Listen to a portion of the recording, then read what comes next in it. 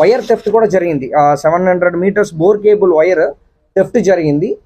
ఆ థెఫ్ట్ జరిగిన తర్వాత ఆ బోర్ కేబుల్ వైర్ అనేది మరువాపల్లి విలేజ్ దగ్గర జరిగింది. అక్కడ నుంచి మనకి ఫర్దర్ క్లూస్ వచ్చింది. దాంట్లో నరసింహులు ఆఫ్ ఎల్ఓటి విలేజ్ అనే వ్యక్తి దీంట్లో ఇన్వాల్వ్ అయ్యారన్న క్లూ మనకు రావడంతో పాటు ఫస్ట్ ఆ వ్యక్తిని పికప్ చేయడం జరిగింది.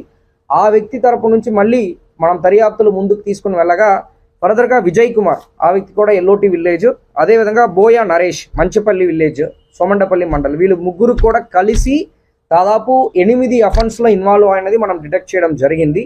ఇప్పుడు ఏప్రిల్ 4, 2025లో జరిగిన ఆ అఫెన్స్తో పాటు కాకుండా టోటలీ అనదర్ 5 అఫెన్సెస్ చేశారు హౌస్ బ్రేకింగ్. అది కాకుండా 2 కేబుల్ వైర్స్ థెఫ్ట్ కలిపి 700 మీటర్స్ కేబుల్ వైర్, టోటలీ 8 అఫెన్సెస్లో వీళ్ళు ఇన్వాల్వ్ అవ్వడం జరిగింది. దీని ముందు మనకి ఈ కేసెస్ అన్ని కూడా ఓవర్ పీరియడ్ ఆఫ్ టైము మనకి ఏప్రిల్ నుంచి మనకి ఈ సెప్టెంబర్ మధ్యలో మనకి జరిగిన అఫెన్స్ ఓవర్ 3-4 మంత్స్లో టోటలీ 8 అఫెన్సెస్లో వీళ్ళు ఇన్వాల్వ్ అయ్యారు. దీని ముందు వీళ్ళకి మన దగ్గర ఏమీ అఫెన్సెస్ ఏమీ లేదు, కానీ కర్ణాటకలో ఒక మర్డర్ కేసు ఉంది. యాక్చువల్లీ అది కూడా అక్విటల్ అయింది కేసు. అది కూడా పాత కేసు 2018.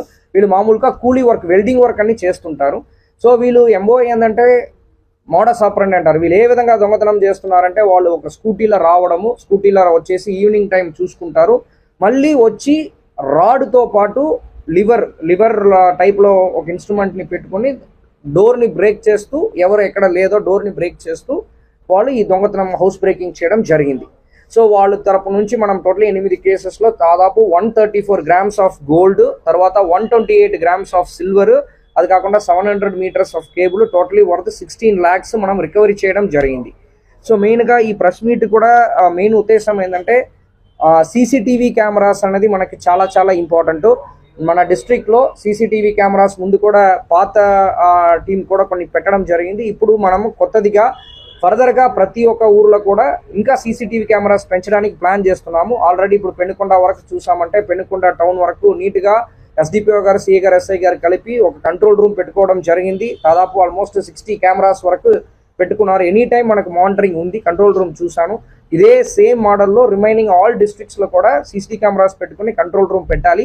ప్రజల తరపు నుంచి కూడా సపోర్ట్ కావాలి. ఇప్పుడు మనం కూడా కార్పొరేట్ సోషల్ సిఎస్ఆర్ ఫండ్స్ కిందకి మేము కొన్ని చేస్తున్నాము. అదే పరంగా పబ్లిక్ కమిటీ రూపంలో ప్రతి ఒక్క ఊరు నుంచి, ప్రతి ఒక్క వార్డు నుంచి కూడా ప్రజలు ముందుకు వచ్చేసి సీసీటీవీ కెమెరాస్ ఇన్స్టాల్ చేశారంటే ఇలాంటి అఫెన్సెస్ ఫస్ట్ జరగకుండా ఉండడానికన్నా స్కోప్ ఎక్కువ ఉంటాయి. డిటరెన్స్ ఎఫెక్ట్ అంటారు. రెండవది, ఒకవేళ జరిగిందంటే కూడా దాన్ని డిటెక్ట్ చేయడానికి ఈజీగా ఉంటాయి. రెండవది ఏంటంటే మీరు ప్రతి ఒక్క హౌస్ కూడా మ్యాక్సిమం లాక్ వైస్ మంచి లాక్ గట్టిగా పెట్టాలి. ఇంకొకటి ఏంటంటే ఒకవేళ ఎక్కువ రోజు వాళ్ళు ఊరికి వెళ్ళడం, 10 రోజులు 15 రోజులు తిరుపతి వెళ్తారు, లేకపోతే సొంత ఊరికి లీవ్కి వెళ్తారు. అలాగా వెళ్ళినప్పుడు ఒక మాట అంటే ఆల్ సెక్యూరిటీ ప్రికాషన్స్ తీసుకోవాలి. ఇంటిలో ఎక్కువ బంగారం కానీ అమౌంట్ కానీ పెట్టకుండా దాంట్లో బ్యాంక్లో సేఫ్ లాకర్లో పెట్టాలని చెప్పి కోరుకుంటున్నాం పోలీస్ తరపు నుంచి.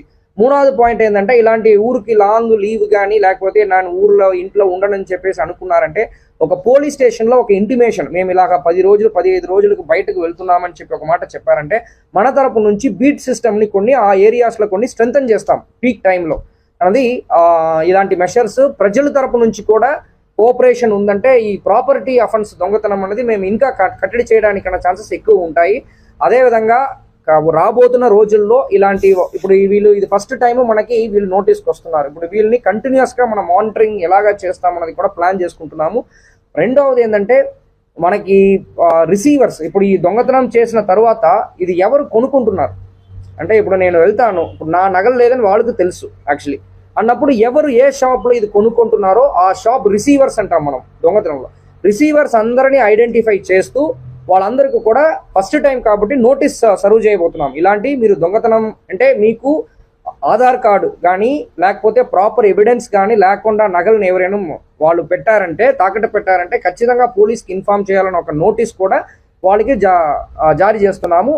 ఫ్యూచర్లో వాళ్ళు నోటీస్కి వచ్చిందంటే ఇన్ఫార్మ్ చేయాలి. ఒకవేళ ఇన్ఫార్మ్ చేసి రాకపోతే వాళ్ళపైన కూడా ఖచ్చితంగా కఠిన చర్యలు తీసుకుంటామన్నది కూడా చెప్తాము. సో దీనిలో మనకి డిఎస్పీ పెనుకొండ, తర్వాత సిఐ పెనుకొండ సర్కిల్, తర్వాత మన ఎస్ఐ పెనుకొండ అండ్ టీం అందరూ కూడా బాగా కష్టపడ్డారు. వాళ్ళు కూడా కంగ్రాచులేషన్స్ చెప్తున్నాను. రాబోతున్న రోజుల్లో ఇది ఇంకా కొన్ని సిస్టమేటిక్గా ఈ అఫెన్సెస్ బార్డర్ ఉంది కాబట్టి బార్డర్ నుంచి వచ్చి చేయడము ఇది అన్నిటికి కూడా సెపరేట్ ప్లాన్ ఆఫ్ యాక్షన్ వేస్తాము. ఉన్న వరకు we will do our best.